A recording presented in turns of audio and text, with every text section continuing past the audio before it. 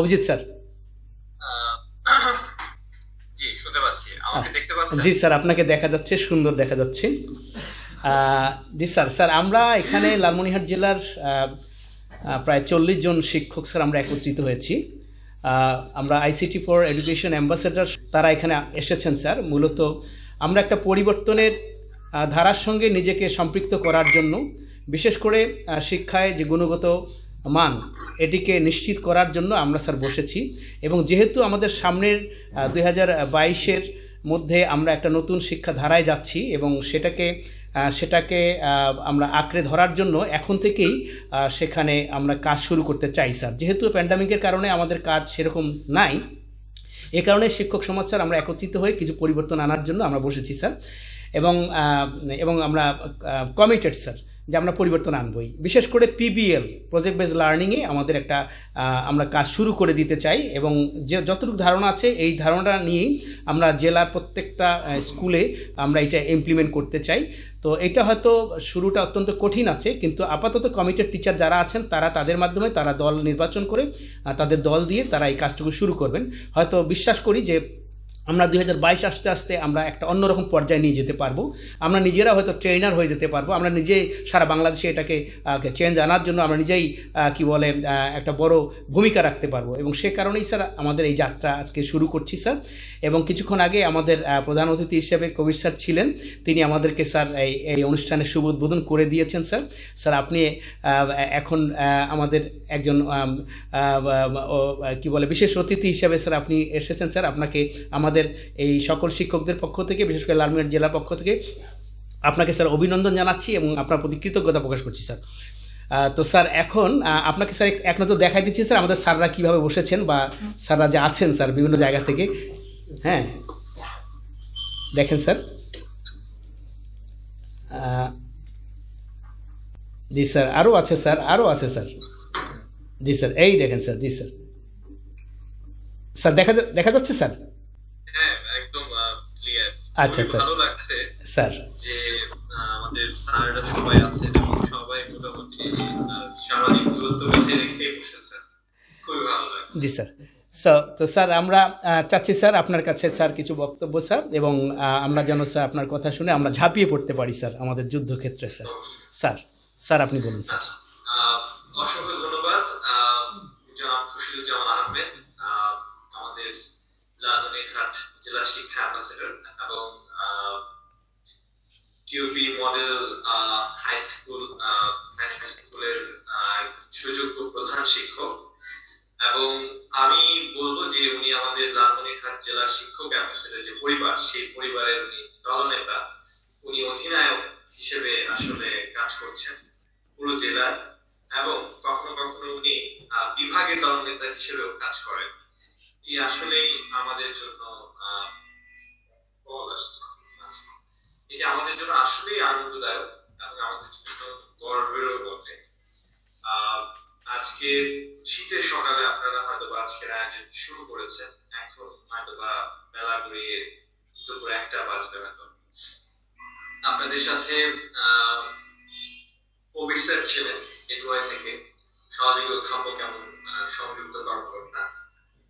Sir হয়তো আপনাদের সবার উদ্দেশ্যে মূল্যবান দিক নির্দেশনামূলক বক্তব্য প্রদান করেছেন। আমিও আপনাদের সাথে আজকে যোগদান করতে পেরে আমারও খুবই ভালো লাগছে।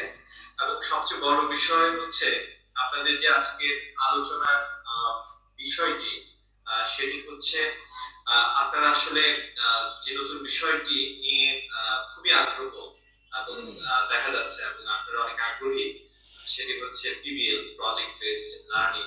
আপনারা জানেন যে 2023 সালে যে আমাদের শিক্ষাক্রম আসছে, সেটি আসলে ব্যাপক পরিবর্তন আসবে একদম প্রতিটি স্তরে।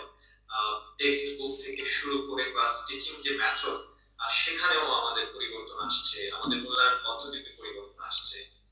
আমাদের শিক্ষার্থীরা যে বিষয়গুলো অধ্যয়ন করে মাধ্যমিক উচ্চ মাধ্যমিক স্তরে, সেখানেও কিন্তু একটি রদবদল দেখা যাচ্ছে। এবং এই যে বিশাল পরিবর্তনের কর্মযজ্ঞ, এই কর্মযজ্ঞে আসলে আমাদের শিক্ষকদের সফল হতে হবে। আপনারা যদি সফল না হন, তাহলে কিন্তু আমাদের যে স্বপ্ন, আমাদের যে লক্ষ্যমাত্রা, সেটি কিন্তু আমরা পূরণ করতে পারবো না। আপনারা জানেন যে বর্তমানে আমাদের গণতন্ত্রী বাংলাদেশ সরকারের মাননীয় প্রধানমন্ত্রী জননেত্রী শেখ হাসিনা, উনি যখন 2008 সালে ক্ষমতায় আসছেন, উনি কিন্তু দিন বদলের যে অঙ্গীকার, দিন বদলের যে স্বপ্ন, এটি দেখেই কিন্তু উনি ক্ষমতায় এসেছিলেন। এবং আমরা কিন্তু আজ দিন বদল করতে পেরেছি। আমরা ডিজিটাল বাংলাদেশে বসবাস করছি। এই ডিজিটাল বাংলাদেশে এখন কিন্তু আমরা সবই ডিজিটাল পদ্ধতিতে আমরা সকল ধরনের কার্যক্রম, সকল সেবা সরকার কিন্তু পৌঁছে দিচ্ছে জনগণের দ্বারগোড়ায়। ঠিক তেমনি যে পরিবর্তনটিতে আমরা আসলে পা দিয়েছি এবং আরো যে পরিবর্তন আসবে 2023 সালে, সেখানেও কিন্তু আমাদের আইসিটিতে আরো দক্ষ হতে হবে। আমরা আমরা খুব প্রাউডলি বলি যে আমাদের অ্যাম্বাসেডর শিক্ষকগণ খুবই দক্ষ, কিন্তু একটি বিষয় সত্যি যে জানার কোনো শেষ নেই, শেখারও শেষ নেই। আপনাদের আরো জানতে হবে, আরো শিখতে হবে, নিজেদেরকে আরো দক্ষ করতে হবে। যে পরিবর্তিত শিক্ষাক্রম আসছে 2023 সালে, সেটির জন্য কিন্তু সরকার থেকে এক গুচ্ছ পরিকল্পনা নেওয়া হচ্ছে। আপনারা সবাই এটি হয়তো অবগত আছেন।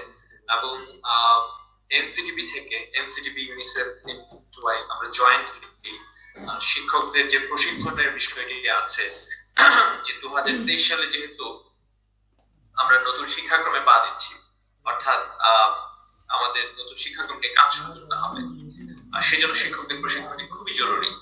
এবং 2021 সাল এটি হচ্ছে আমাদের জন্য একটি অন্তর্বর্তীকালীন সময়। এই অন্তর্বর্তীকালীন সময়ে আমাদের কিন্তু শিক্ষকদের রেডি হতে হবে। আমাদের রেডিনেসটা কিন্তু খুবই জরুরি।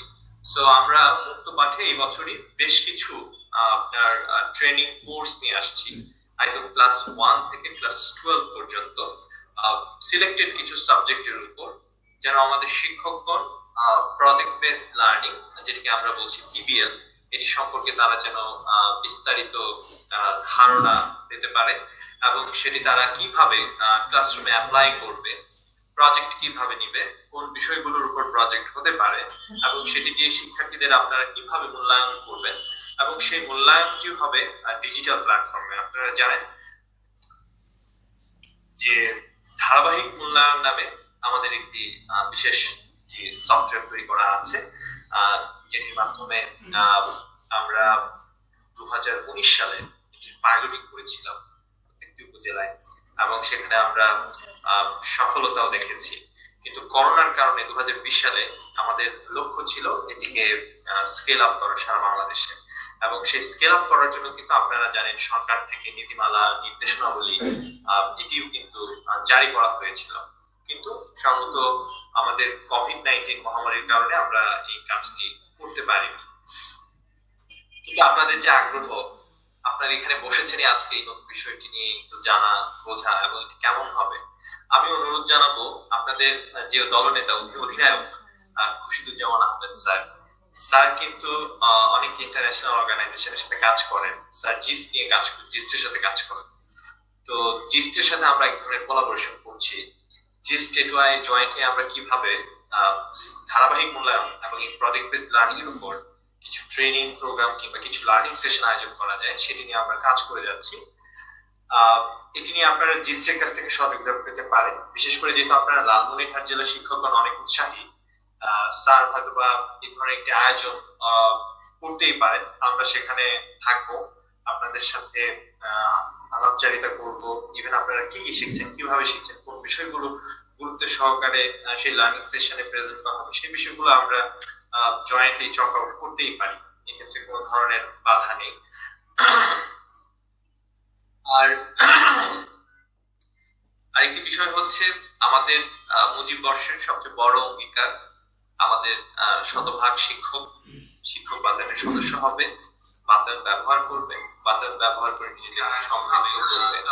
এবং আমরা দেখেছি যে জেলা শিক্ষা কর্মকর্তা এবং জেলা প্রাথমিক শিক্ষা কর্মকর্তাদের নেতৃত্বে এই কাজটি চমৎকার ভাবে করে চলেছেন, এবং ইতিমধ্যে আপনারা বেশ কয়েকবার যে শিক্ষা অফিস এবং প্রাথমিক শিক্ষা অফিস থেকে কিন্তু যে নির্দেশনাবলী কিংবা যে আদেশ, সেটিও কিন্তু আপনারা বের করে নিয়ে এসেছেন, এবং প্রত্যেকটা শিক্ষা প্রতিষ্ঠানে কিন্তু এই বিষয়টি নিয়ে কাজ চলছে। তো কিছু এগুলো হচ্ছে আমাদের ভালো লাগার কথা, আমাদের কিছু দুঃখের কথাও আছে। সেই দুঃখের কথাগুলো হচ্ছে আপনারা অক্লান্ত পরিশ্রম করে যাচ্ছেন, রংপুর বৃহত্তর রংপুর বিভাগ অক্লান্ত পরিশ্রম করে যাচ্ছেন, কিন্তু এই মুহূর্তে আপনাদের যে মোটিভেশন, যে রিকগনিশন যেটি দরকার সরকারের উচ্চ মহল থেকে, সেটি আমরা করোনার কারণে আপনাদেরকে দিতে পারছি না। সেজন্য আমি খুবই দুঃখিত, আমার খুব খারাপ লাগে এই বিষয়টি। আপনারা হয়তো জেলা প্রশাসন এবং মাঠ প্রশাসন থেকে আপনারা কাজ করে সম্মান এবং স্বীকৃতি দুটোই নিয়ে এগিয়ে যাচ্ছেন, কিন্তু সরকারের উচ্চ পর্যায় থেকে কিভাবে আপনাদেরকে সামনের সারিতে নিয়ে আসা যায় এবং আপনারা যে কোভিড-19 এর যে গুরুত্বপূর্ণ ভূমিকাটি পালন করেছেন, এটি আমাদের অবশ্যই উচ্চ পর্যায়ের কর্মকর্তাদের জানান দেওয়া উচিত। এবং আমরা চেষ্টা করছি, আমাদের পরিকল্পনায় আছে আমাদের শিক্ষা প্রতিষ্ঠান খুলে যাবে, পরিস্থিতি স্বাভাবিক হবে, আমরা সবাই ভ্যাকসিন দিব। হয়তো এই বছরই আমরা একটি ফেস টু ফেস প্রোগ্রাম আয়োজন করার চেষ্টা করব, এবং সেখানে অবশ্যই আমাদের যারা কোভিড যোদ্ধা হিসেবে খ্যাতি আপনারা পেয়েছেন তাদেরকে আমরা স্বীকৃতি জানানোর চেষ্টা করব। তো আমি আর আমার বক্তব্য দীর্ঘায়িত করতে চাই না, আমার বেশ কিছু বাহিরে মিটিং ছিল, মিটিং শেষ করে আমি অফিসে ঢুকেছি আজকে বেলা 12টায়, এক গাদা কাজ, তো অনেক ব্যস্ততার ভেতরেই আছি বলা যায়। তো কাজগুলো শেষ করতে হবে। আর আপনাদের লালমনিরহাট জেলায় এখনো যদি কোনো উপজেলা, কোনো স্পেসিফিক ইউনিয়ন পিছিয়ে থাকে, সেক্ষেত্রে অবশ্যই আমাদেরকে অবগত করবেন, আমাদেরকে অবহিত করবেন। আমরা সেই পিছিয়ে পড়া ইউনিয়ন কিংবা পিছিয়ে পড়া উপজেলাকে কিভাবে আরো সমৃদ্ধ করতে পারি, এই বিষয়টি নিয়ে আমরা অ্যাকশন নিব। এবং আরেকটি বিষয় না বললেই নয়, যেহেতু একটি বড় সেমিনারে আপনাদের সাথে জয়েন করেছি, ইতিমধ্যে বেশ কয়েকটি হয়তোবা রিকমেন্ডেশন পত্র আমার কাছে এসে পৌঁছেছে, কিন্তু আসলে এত ব্যস্ততার কারণে এই কাজগুলোতে সময় দিতে পারছি না। হয়তোবা ফেব্রুয়ারির মাঝামাঝি মধ্যে হয়তোবা যে পেন্ডিং যে লেটার গুলো আছে, রিকমেন্ডেশন লেটার, সেই লেটার গুলো হয়তো অ্যাপ্রুভ হয়ে যাবে। তো সবাই ভালো থাকেন, সবাইকে শীতের উষ্ণ শুভেচ্ছা এবং অভিনন্দন জানাচ্ছি। আবারও আপনাদের সাথে ভার্চুয়ালি কানেক্টেড হতে পেরে আমার খুবই ভালো লাগছে, এবং আপনাদের দলনেতা, আপনাদের অধিনায়ককে সৃষ্টিকর্তা সুস্থ রাখুক, ভালো রাখুক, উনি দীর্ঘজীবী হোক, এবং এভাবেই যেন লালমনিরহাট সহ আমাদের বৃহত্তর রংপুরকে যেন উনি এগিয়ে নিয়ে যেতে পারেন, এটাই আমার শেষ কামনা বলা যায়। আর সবাই ভালো থাকবেন, সবার জন্য শুভকামনা রইল। স্যার অসংখ্য ধন্যবাদ স্যার, আপনি অনেকক্ষণ সময় দিলেন আমাদের জন্য, এবং আপনার যে নির্দেশনাগুলো এগুলো যেন আমরা পালন করতে পারি, প্রতিপালন করতে পারি, এবং বাংলাদেশকে যেন এগিয়ে নিতে পারি, সেই দোয়াই করবেন। তবে আমরা স্যার কমিটেড, আমরা স্যার এগিয়ে যাব, এবং আমাদের রিকগনিশন দিক আর না দিক সেটি বড় কথা নয় স্যার। আমরা শিক্ষক, আমরা শিক্ষার্থীর উদ্দেশ্যে, আমরা সমাজের উদ্দেশ্যে, তাই স্যার আমরা করে যেতে চাই। স্যার আবারও আপনার কাছে দোয়া আছে, আমরা স্যার আপনার সঙ্গে এই সেশনটি আপাতত শেষ করতে চাচ্ছি স্যার।